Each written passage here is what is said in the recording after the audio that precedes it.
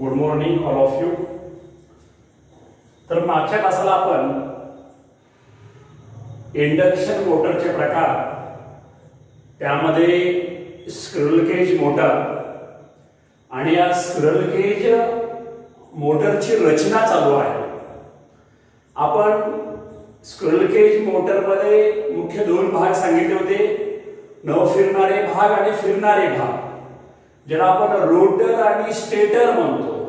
फिरणाऱ्याला rotor म्हणतो, न फिरणाऱ्याला stator म्हणतो. Rotating part and non rotating part किंवा स्टेशनरी पार्ट. तर त्यामध्ये आपण स्टेशनरी पार्टचा अभ्यास मागच्या तासापर्यंत केलेला आहे. स्टेटरचा अभ्यास, त्यामध्ये स्टेटर कोर असेल, स्टेटर वाइंडिंग असेल किंवा नेम प्लेट असेल, बेस प्लेट असेल, कनेक्शन प्लेट असेल, बॉडी फिन्स असतील किंवा एंड प्लेट असेल, या वेगवेगळ्या भागाची माहिती आपण गेल्या तासापर्यंत त्याचे कार्य, त्याचं बनवणं, हे सगळं सांगितलेलं आहे. आज आपल्याला कन्स्ट्रक्शन ऑफ स्क्विरल केज मोटरमध्ये दुसरे जो मुख्य भाग आहे रोटेटिंग पार्ट, ज्याला आपण फिरणारे भाग म्हणतो, हे आपल्याला शिकायचे. रोटेटिंग मीन्स रोटेटिंग पार्ट म्हणजे फिरणारे भाग. हे मुख्य ज्याला म्हणतो आपण रोटर आहे. तुम्हाला रोटेटिंग जो मुख्य पार्ट आहे बोर्डावरती मी दाखवलेला आहे. याची रचना कशी असते तुम्ही बघा. या रोटेटिंग पार्ट मध्ये सब पार्ट असतात. ह्या टोटल याला रोटर म्हणायचं, सगळा जो आहे याला रोटर म्हणायचं. आणि या रोटर मध्ये फिरणारे वेगवेगळे भाग आहेत. हा फिरणारे मुख्य भाग आहे.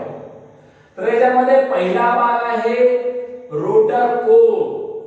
हा मी डॉट डॉट केलेला बघा, असं लॅमिनेटेड केलेला आहे, निळ्या पेनने केलेला आहे. हा सगळा हा रोटर कोर आहे. दुसरा इथं खाचा आहे, गाळा आहे, आणि या गाळ्यामध्ये वाइंडिंगचा रस करून वाइंडिंग भरलेली आहे, वायरच्या रूपामध्ये नाहीये. स्क्वेअर केज पद्धतीने वाइंडिंग आहे. आणि तिरके गाळे कसे, तिरके गाळे, ते का तिरके गाळे तुम्ही सांगणार आहे. याला आपण काय म्हणतो, रोटर वाइंडिंग म्हणलेलं आहे. पुढचा पार्ट आपला रोटर शाफ्ट आहे. त्याच्यामधून एक असा इंटरनल शाफ्ट आहे, असा मधून असा मोठा असा हा शाफ्ट आहे पाहिजे. असा बार आहे, बार, रोटर बार म्हणतो आपण त्याला, रोटर शाफ्ट म्हणतात. पुढचा पार्ट आहे बेरिंग बुशिंग. पाहिजे बेरिंग दाखवलेली आहे, आणि तर बुशिंग पण असं आपण दाखवता येईल. बेरिंग बुशिंग, बुशिंग खाली असते, बेरिंग वर असते. Bearing bushing. त्यानंतर हा फॅन. असे 2, 4, 5 भाग, 5-6 भाग हे फिरणाऱ्या भागामध्ये येत असतात. तर आपल्याला इथं या कन्स्ट्रक्शन ऑफ मोटर म्हटलं तर तुम्हाला फिरणारे भाग तुम्हाला काढत असताना असा हा भाग आपण काढावा लागतो. आणि यामध्ये वेगवेगळ्या भागाची माहिती तुम्हाला मी देतो. तर पहिला आपला भाग कोणता आहे, रोटर कोर. रोटर कोर तुम्हाला दाखवलेला आहे. हा सगळा रोटर कोर आहे. हा सगळा रोटर कोर आहे, लॅमिनेट आहे. हा अखंड इकडला वेगळा, इकडला वेगळा. हा जेवढा मधला आहे ना, हा रोटर कोर आहे. त्याच्यावरती खाच पडून वाइंडिंग बसवलेली आहे किंवा भरलेली आहे. कशाला पाहिजे rotor core, which part is rotating and to support the rotor winding or other part, that part is called as rotor core. जो फिरणारा भागावरती वाइंडिंग बसवलेली असते, जो फिरणारा भाग आहे, जो भाग वाइंडिंगला सपोर्ट देतो, वाइंडिंगला धरून ठेवतो, त्या भागाला रोटर कोर असे म्हणतात. जो रोटर शाफ्ट वरती बसवतात आणि तो फिरत असतो. which part is rotating to support the rotor winding or all other parts, that part is called as rotor core. Rotor core is made for stator core. Stator core is made for cast iron or high silicon steel. Which why? To decrease the iron losses, to decrease the eddy current losses, and to which system is made? Laminated system is applied for to produce the rotor core.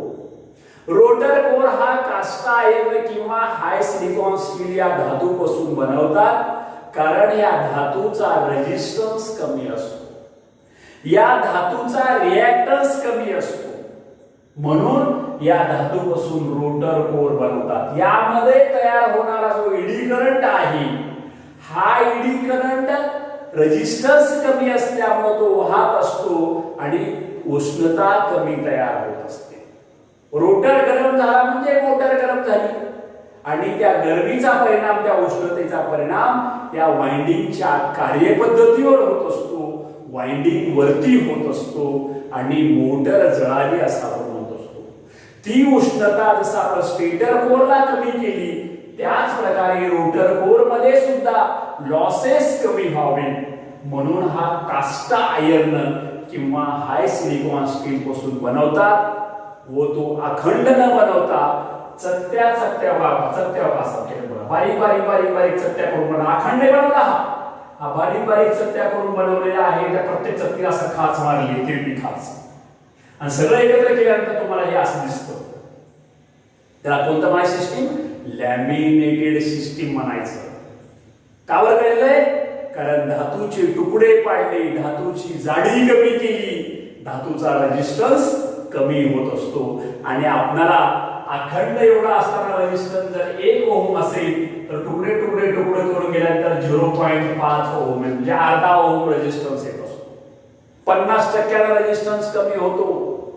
तेवढा resistance कमी झाला म्हणजे निर्माण होणारा loss ही कमी झाला, उष्णता कमी झाली. जेवढा रेजिस्टन्स जास्त तेवढा करंटला अडवतो आणि उष्णता तयार होत असते. ही उष्णता कमी करण्यासाठी आपण काय केलेलं आहे? हा कोर लॅमिनेटेड पद्धतीने बनवलेला आहे, चकत्या चकत्यापासून बनवलेला आहे. हे झाला कोणता? रोटर कोर याला म्हणायचं. याचं काय काम आहे? To support the winding, rotor winding. Rotor वाइंडिंगला बांधून ठेवतो, धरून ठेवतो. व दुसरं काम आहे rotor magnet complete the circuit. Rotor चुंबकाचं सर्किट पूर्ण करण्याचं काम कोण करतं? तर रोटर कोर करतो. तुम्हाला सांगितले मोटरमध्ये 2 चुंबक तयार होतात. In a motor 2 types of magnet are produced. त्याशिवाय मोटर चालू होत नाही. एक स्टेटर चुंबक आणि दुसरं रोटर चुंबक. आणि रोटर चुंबक वाहून कोण नेतं? तर रोटर कोर मध्ये हे वाहत असतं आणि सर्किट पूर्ण होत असतं. तर रोटर कोरचं पहिलं काम आहे रोटर वाइंडिंगला आधार देणे आणि दुसरं काम आहे rotor magnet complete the circuit, to complete circuit for rotor magnet. Rotor मॅग्नेटचं सर्किट पूर्ण, मंडळ पूर्ण करण्याचं काम कोण करत असतं? तर रोटर कोर करत असतं. असं रोटर कोरची हे माहिती आहे. दुसरा पार्ट आहे रोटर वाइंडिंग. जी न फिरणारी वाइंडिंग आहे, ज्या न फिरणाऱ्या भागावरची वाइंडिंग आहे त्या वाइंडिंगला रोटर वाइंडिंग म्हणायचं. फिरणाऱ्या भागावरच्या वाइंडिंगला स्टेटर वाइंडिंग म्हणलो. न फिरणाऱ्या भागावरची वाइंडिंग जी आहे त्याला रोटर वाइंडिंग म्हणायचं. ही वाइंडिंग स्क्विरल केज असते, वायर नसते. वायर वाइंडिंगचा रस करून या खाचेमध्ये भरलेला असतो आणि किंवा त्याला बार असे बसतात. वाइंडिंगची तारा जाड अशा स्क्वेअर मध्ये त्याच्यामध्ये असं बसवलेले असतात आणि ह्या शेवटला एक रोटर रिंग असते, त्या रिंगला फिट केलेले असतात. म्हणून याला कसली वाइंडिंग म्हणायचं? Squirrel cage. SQUIRREL squirrel cage winding म्हणायचं. अप्रत्यक्ष वाइंडिंग म्हणायचं.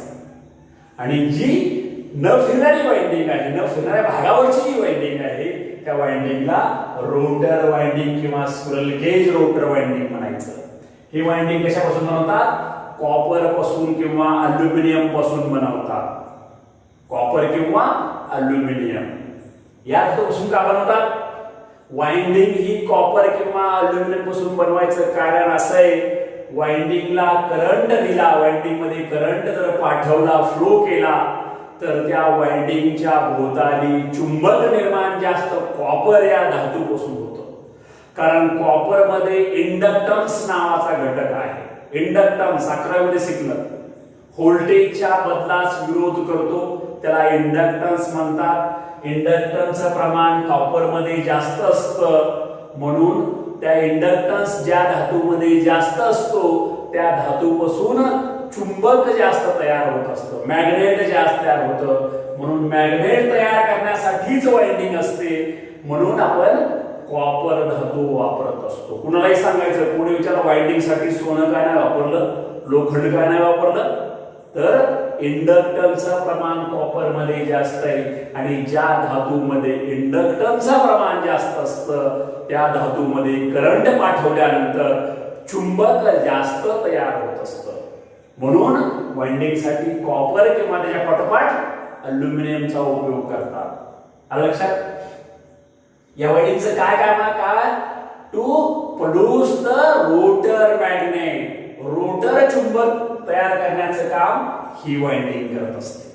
आणि दुसरी गोष्ट की तिरक्या खातला, तिरका असं तिरका आहे, क्रॉस आहे, सरळ नाही दिसत तुम्हाला, तर मोटर चालू असताना एक प्रकारचा आवाज येत असतो. खडखड खुडखड तसा नटाबोलचा आवाज नाही, पत्र्याचा नाही आवाज, असा आवाज येतो. That is called as magnetic आवाज म्हणतात त्याला, मॅग्नेटिक हम म्हणतात हम. तर तो हम कमी निर्माण व्हावा, जास्त जर निर्माण झाला तर कंपनीमध्ये असा साऊंड प्रदूषण होईल, आवाज सगळ्या मोठीचा गोंगाट निर्माण होईल आणि कोणत्या कामगाराला बोललेलं काहीच कळणार नाही, साऊंड प्रदूषण होईल. म्हणून मोटरचा आवाज कमी निर्माण करण्यासाठी, कमी करण्यासाठी असा व्हावा म्हणून हे तिरके गाळे करतात.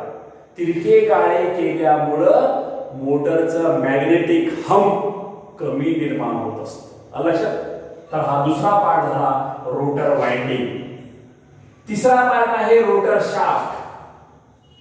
अखंड बार आहे, अखंड असा, ज्या शाफ्टद्वारे मोटरमध्ये तयार झालेली मेकॅनिकल शक्ती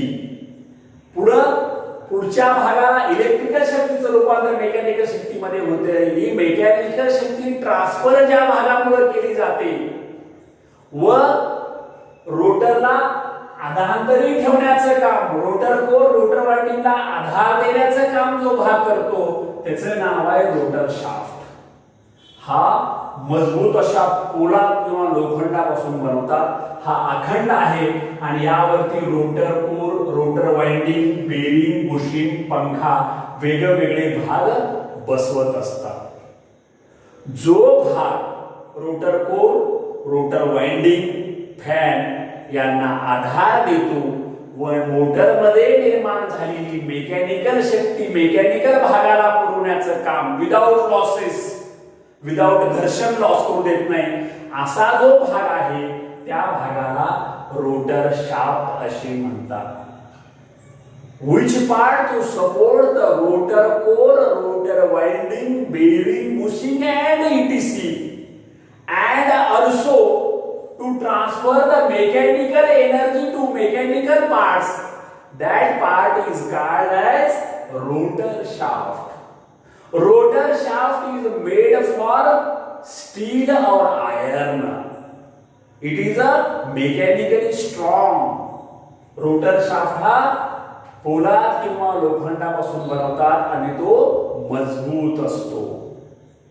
हे त्याला रोटर शाफ्ट म्हणतात. पुढचा पार्ट आहे आता बेरिंग, बुशिंग. बेरिंग सगळ्याला माहित आहे, बुशिंग सगळ्याला माहित आहे. बेरिंग काय काम करतं? घर्षण लॉस कमी करतं. या दोन असे पार्ट आहेत. या पार्टमध्ये हा पार्ट फिरतोय, इथं घर्षण झाल्यामुळं इथं जेवढी शक्ती निर्माण झाली, जेवढी टॉर्क निर्माण झाला, हा टॉर्क पुढील भागाला जात नाही. घर्षण असतं, खडबड होतं. हा भाग जर प्लेन असेल, स्मूथ असेल तर त्या भागामुळं तो टॉर्कयुक्त भाग जास्त वेगाने फिरतो, म्हणजे निर्माण घर्षण लॉस होऊ देत नाही. मोटरमध्ये निर्माण झालेली मेकॅनिकल शक्ती घर्षण लॉस होऊ न देता पुढल्या मेकॅनिकल भागाला देण्याचं काम कोण करत असतं? त्याचं नाव आहे बेरिंग आणि bushing. Which part to decrease the fractional losses? Which part to decrease the fractional losses in motor? That part is called as the bearing और बुशिंग, ज्या भागामुळे घर्षण लॉस कमी होऊन निर्माण झालेला टॉर्क पुढे मेकॅनिकल भागाला पुरला जातो त्या भागाला बेरिंग किंवा बुशिंग असे म्हणतात. बेरिंग बुशिंग ह्या ब्रॉन्झ या धातूच्या असतात. ब्रॉन्झ तो घर्षण लॉस मुळे झिजत नाही ब्रॉन्झ. आणि बेरिंग या दोन प्रकारचे असतात. Two types of bearing. एक बेरिंग असते बॉल बेरिंग आणि दुसरी आहे स्लीव बेरिंग. बॉल म्हणजे मध्ये छर्रे असतात गोल गोल गोल गोल गोल. ज्या बेरिंग मध्ये गोल गोल छर्रे असतात बारीक बारीक बॉल असतात त्याला बॉल बेरिंग म्हणतात. बॉल बेरिंग ह्या लहान कॅपॅसिटीच्या मोटरसाठी वापरतात. तर स्लीव म्हणजे त्रिकोणी आकाराचे छर्रे असतात मध्ये मोठे मोठे. तर त्या बेरिंग ह्या मोठ्या कॅपॅसिटीच्या मोटर 100 HP ची मोटर असेल 50 HP ची मोटर असेल 500 HP ची मोटर असेल तशा हाय कॅपॅसिटी मोटर मध्ये स्लीव बेरिंग वापरतात. कळलं? बेरिंग कशाला म्हणायचं, बेरिंग कशापासून बनवतात, बेरिंगचं काय काम आहे. बेरिंगचे प्रकार दोन आहेत, बॉल बेरिंग आहे स्लीव बेरिंग. लक्षात? पुढचा पार्ट आहे फॅन.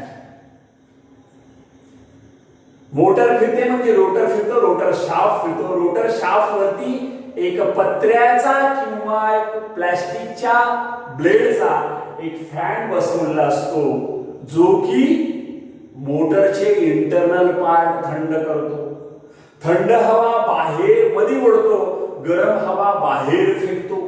आणि आतील भाग जे असतात ते जे एडी लॉसेस मुळे जे गरम होतात ते गरम भाग हवेमुळे थंड करण्याचं काम कोण करतं, त्याचं नाव आहे फॅन.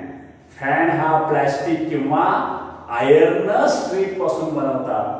आयर्न सीट लोखंडाच्या पत्र्यापासून याचा ब्लेड बनवतात आणि या शाफ्ट वरती हा फिट केलेला असतो. अशा याचा ब्लेड असतात. रोटर फिरला त्या ब्लेड फिरतात आणि थंड हवा आतमध्ये खेचतात, मधली गरम हवा दुसऱ्या साइडनं बाहेर जाते आणि इंटरनल पार्ट काय होतात, थंड होतात बिगर पैशाचे. मोटर फिरते ऑलरेडी फिरते, त्याला काय दुसरा खर्च नाहीये, दुसरी एनर्जी लागत नाही. म्हणून हा पार्ट हा थोडा नाजूक असतो, कधी कधी प्लास्टिकचा असतो किंवा आयर्नचा असतो. त्याचं काय काम आहे, to cool the internal part. तर अशा प्रकारे हे फिरणारे भाग आहे. कळलं? फिरणारे भाग rotor core, rotor winding, rotor shaft, bearing bushing, fan. अशी ही फिरणाऱ्या भागाची याला टोटलला काय म्हणतात, रोटर म्हणतात. तर आपली इथं स्क्विरल केज मोटरची रचना इथं संपलेली आहे. स्क्विरल केज मोटरची रचना जी आहे, रचनेमध्ये दोन भाग जे होते, फिरणारे भाग आणि न फिरणारे भाग, दोन्ही या तासापर्यंत संपलेले आहेत. तर मुलांना आपल्याला पुढं जरी कन्स्ट्रक्शन झालेलं आहे तिथं, आता working principle of 3 phase squirrel cage induction motor. तुम्हाला आता या स्क्विरल केज इंडक्शन मोटरची रचना मी शिकवलेली आहे. आता याची कार्यपद्धती तुम्हाला दाखवणार आहे. Working principle of 3 phase squirrel cage motor. तर या 3 फेज मोटरची कार्यपद्धती म्हणजे मोटर प्रत्यक्ष कसं फिरते. ज्यावेळेस आपण सप्लाय देतो, करंट आणि व्होल्टेज म्हणजे सप्लाय आपण 440 व्होल्ट 3 फेज सप्लाय देतो, त्यावेळेस रोटर फिरतो म्हणजे मध्ये काय काय घडतं, कोणत्या कोणत्या क्रिया होतात. इलेक्ट्रिकल एनर्जी दिल्यानंतर मेकॅनिकल एनर्जी तयार होते. या दोन्ही मधला जो कार्यकाल आहे त्यामध्ये काय घडतं नॅचरली, त्याला म्हणायचं वर्किंग प्रिन्सिपल म्हणायचं. आणि हे वर्किंग प्रिन्सिपल तुम्हाला हा इलेक्ट्रिकल सर्किट डायग्राम मोटरचा काढलेला आहे. तुम्हाला आतापर्यंत फिजिकल डायग्राम काढून दाखवले, मोटरचे पार्ट दाखवले, परंतु आता हा इलेक्ट्रिकल सर्किट डायग्राम काढलेला आहे. हे मधली काय आहे, स्टेटर वाइंडिंग आहे. पहिला फेज, दुसरा फेज आणि तिसरा फेज किंवा 3 फेज RYB. किती व्होल्ट असतं, 440 व्होल्ट 3 फेज सप्लाय असतं. 3 फेज मोटर आहे आणि ही मोटरची बॉडी आहे आणि मोटरची स्टेटर वाइंडिंग आहे, स्टेटर वाइंडिंग. रोटर वाइंडिंग नाही दाखवलं इथं, मध्ये मध्ये असतं रोटर. फक्त हा इलेक्ट्रिकल सर्किट डायग्राम म्हणजे फक्त आपण सप्लाय कुठल्या वाइंडिंगला देतो, स्टेटर वाइंडिंगला सप्लाय देतो, रोटर वाइंडिंगला सप्लाय देत नाही. हा मध्ये स्टेटर असतो, हा गोल स्टेटर असा, आणि यामध्ये रोटर असा फिरत असतो. फक्त आपण या स्टेटर वाइंडिंगला सप्लाय देतो, रोटर वाइंडिंगला सप्लाय देत नाही. तरी फिरतं कोण, रोटर फिरतं. हेच खरी जादू आहे. हे रोटर सप्लाय न देताना कसं फिरतं, ह्या मधली जी क्रिया आहे that is called as induction principle म्हणायचं. इंडक्शन. Faraday's law. फ्रायडे या शास्त्रज्ञाने इंडक्शन तत्वाचा शोध लावलेला आहे. फ्रायडेने सांगितलं की चुंबकामध्ये, चुंबकीय क्षेत्रामध्ये, हे चुंबक आहे समजा, हे चुंबक आहे, या चुंबकाच्या भोवताली चुंबकीय रेषा असतात. पृथ्वीच्या भोवताली जसं चुंबकीय रेषा आहे डोळ्यात दिसत नाही, या चुंबकीय रेषेमध्ये जर आपण वायर फिरवली किंवा हलवली तर या वायर मध्ये करंटची निर्मिती होते. या वायर मध्ये ईएमएफ, इलेक्ट्रोमॅग्नेटिक फोर्स तयार होतो. असा महत्वपूर्ण शोध कोण लावला, फॅरेडे नावाच्या शास्त्रज्ञाने लावला. म्हणून त्याला फॅरेडेचा नियम असे म्हणतात. त्या नियमाचा उपयोग या मोटरमध्ये होणार आहे. फॅरेडेने सांगितलं की चुंबकीय रेषेमध्ये वायर फिरवली असतात, वायर मध्ये करंट ज्या क्रियेने निर्माण झालं त्या क्रियेला काय म्हणतात, इंडक्शन तत्व म्हणतात. इंडक्शन. आणि हे इंडक्शन तत्व या मोटर चालू करण्यासाठी उपयोगात आणलेलं आहे. म्हणून या मोटरचं नाव आहे इंडक्शन मोटर. रोटरवरती वाइंडिंग नाही म्हणून स्क्विरल केज म्हटलेलं आहे. म्हणजे मोटरचं नाव काय झालं, स्क्विरल केज इंडक्शन मोटर. अशा मोटरची कार्यपद्धती आपल्याला शिकायचं आहे. म्हणजे काय शिकायचं आहे, मोटरच्या न फिरणाऱ्या वाइंडिंगला सप्लाय दिल्यानंतर रोटर कसा फिरतो, रोटरला कशी गती प्राप्त होते, यामध्ये जे टप्पे आहेत त्याला म्हणायचं त्या मोटरचं वर्किंग प्रिन्सिपल असं म्हणायचं. तुम्हाला परीक्षेमध्ये to write the working principle of three phase squirrel cage motor म्हणलं तर हे आकृती काढायची. याला स्टेटर वाइंडिंग, याला बॉडी, याला बेस प्लेट आणि सप्लाय असं सर्किट डायग्राम काढायचा आणि खाली त्याचं पद्धतशीर त्याचं विश्लेषण करायचं, एक्सप्लेनेशन करायचं. ते काय काय घडतं तुम्हाला मी आता सांगतो, लक्ष द्या थोडं. ज्यावेळी आपण या मोटरच्या स्टेटर वाइंडिंगला, न फिरणाऱ्या वाइंडिंगला थ्री फेज 440 व्होल्ट सप्लाय देतो, त्यावेळेस या मोटरच्या स्टेटर आहे, हा स्टेटर मध्ये रोटर मध्ये जो एअर गॅप असतो, मध्ये जो गॅप आहे थोडा थोडा, त्याच्यामध्ये काय होतं, फिरणाऱ्या चुंबकीय रेषा तयार होतात. To produce the rotating magnetic field. ज्यावेळेस आपण थ्री फेज सप्लाय देतो, थ्री फेज, त्यावेळेस वाइंडिंगच्या भोवताली या वाइंडिंगच्या मदतीनं, इंडक्टन्सच्या मदतीनं रोटेटिंग मॅग्नेटिक फ्लक्स तयार होतात, चुंबकीय रेषा तयार होतात. आणि या चुंबकीय रेषा या रोटरच्या एरियामध्ये फिरत असतात. त्याला एक वेग असतो, चुंबकाला एक रोटेटिंग वेग असतो, त्याला म्हणायचं सिंक्रोनस वेग म्हणायचं. सिंक्रोनस वेग, सिंक्रोनस वेग. या चुंबक जे तयार होतं, हे चुंबक एक फेज मुळे फिरत नाही, कमीत कमी 2 किंवा 3 फेज सप्लाय लागतो, मगच हे फिरत असतं. आणि हे किती वेगाने फिरतं, याच्या वेगाला म्हणायचं सिंक्रोनस वेग म्हणायचं. What is speed, synchronous speed. त्याला म्हणतात एनएस, सिंक्रोनस स्पीड. स्पीडचं चिन्ह एन आणि एस म्हणजे स्मॉल सिंक्रोनस.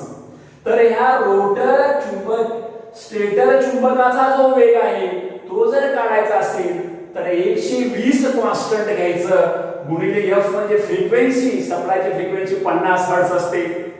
इंडियामध्ये तयार होणाऱ्या सप्लायची फ्रिक्वेन्सी किती हर्ट्ज आहे, 50 हर्ट्ज आहे. अमेरिकेमध्ये जास्त आहे. आणि खाली नंबर ऑफ पोल, किती पोलची मोटर आहे तेवढे 4, 2 का असेल ते घ्यायचे, उत्तर काढायचं. आलेलं उत्तर म्हणजे या चुंबकाचा वेग असतो त्या वेगाला काय म्हणायचं, सिंक्रोनस वेग म्हणायचं. हे जाऊ त्या भागाकडे बघू आपण नंतर. काय होतं, ज्यावेळेस आपण या स्टेटर वाइंडिंगला सप्लाय देतो त्यावेळेस स्टेटर मध्ये फिरणाऱ्या चुंबकीय रेषा तयार होतात, रोटेटिंग मॅग्नेटिक फ्लक्स. त्या फिरणाऱ्या चुंबकीय रेषा स्टेटर आणि रोटरच्या एअर गॅप मधून पास होतात, फिरत असतात जोरात. फिरत असताना त्या रोटर वाइंडिंगला धडकतात, त्या रोटर वाइंडिंग मुळे कापल्या जातात, कट होतात. to link the rotor winding and to produce the induction principle. फॅरेडने सांगितले चुंबक आणि वायर जर एका जागी आले, दोघांपैकी एकाची हालचाल झाली तर तिथं फॅरेडेच्या नियमानं इंडक्शन तत्व घडतं आणि नवीन करंट व्होल्टेजची निर्मिती होते. त्याला EMF म्हणतात. What is this? EMF, electromagnetic force म्हणजे सप्लाय. अजून सांगतो, ज्या वेळेस आपण ह्या स्टेटर वाइंडिंगला 3 फेज 440 व्होल्ट सप्लाय देतो त्यावेळेस इथं फिरणाऱ्या चुंबकीय रेषा तयार होतात. या फिरणाऱ्या चुंबकीय रेषा रोटर आणि स्टेटरच्या एअर गॅप मधून जोरात फिरत असतात. फिरत असताना त्या स्थिर रोटर वाइंडिंगला धडकतात, त्याच्यामुळे कट होतात आणि फॅरेडेचा नियम लागू होतो आणि रोटर वाइंडिंग मध्ये नवीन करंट तयार होतो. रोटर करंट ज्याचं नाव आहे. पुन्हा हा रोटर करंट रोटर वाइंडिंग मध्ये वाहत असतो. कोणत्याही वायर मध्ये करंट वाहत असताना तिथं चुंबक तयार होतच असतं. जसं रोटर वाइंडिंग मध्ये करंट व्हायला चालू झाला तिथं एक नवीन चुंबक तयार होतं, त्याचं नाव आहे रोटर चुंबक, रोटर मॅग्नेट त्याला म्हणतो.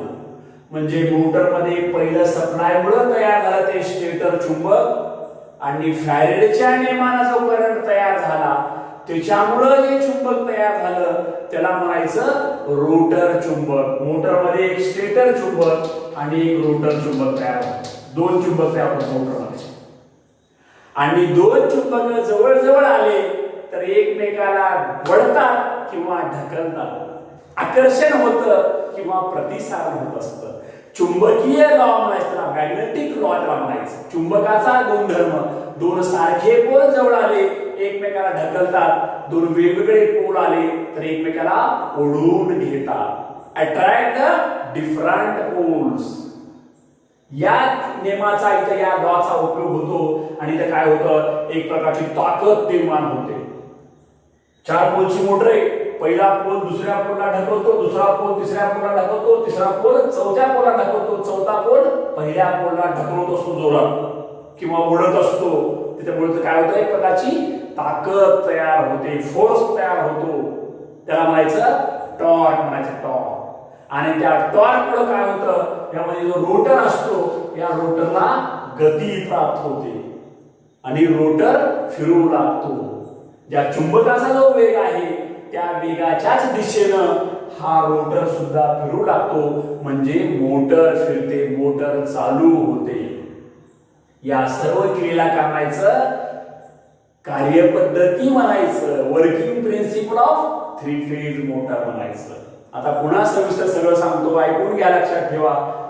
जेव्हा आपण या 3 फेज मोटर वाइंडिंगच्या स्टेटर वाइंडिंगला सप्लाय देतो त्यावेळेस फिरणाऱ्या चुंबकीय रेषा तयार होतात. या फिरणाऱ्या चुंबकीय रेषा स्थिर रोटर वाइंडिंग मुळे कापल्या जातात. फॅरेडेचा नियम लागू होतो, रोटर वाइंडिंग मध्ये करंट निर्माण होतो.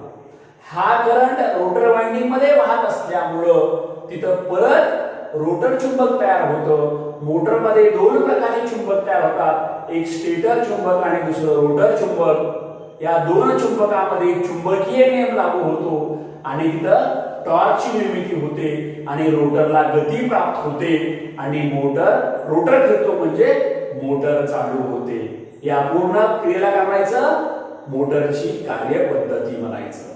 इंग्रजीमध्ये सांगतो, When to view the 3-phase 440 volt supply of stator winding to produce the stator magnetic flux and to rotate in air gap. This magnetic flux cuts to the stationary rotor conductor and apply the Faraday's law and to produce the rotor current. This rotor current flow in rotor winding and to produce the rotor magnet. In this motor, two types of magnet is produced. One is stator magnet and other is rotor magnet. These two magnet in between to apply or to apply the magnetic law and to produce the torque. Help of this torque to rotate the rotor means to rotate the motor. In this total process is called as working principle of three-phase squirrel cage motor. अशा प्रकारे हे speed असतं आणि हे जे actual speed आहे याला synchronous speed म्हणतात आणि रोटरचा जो वेग आहे त्याला ऍक्च्युअल वेग म्हणतात.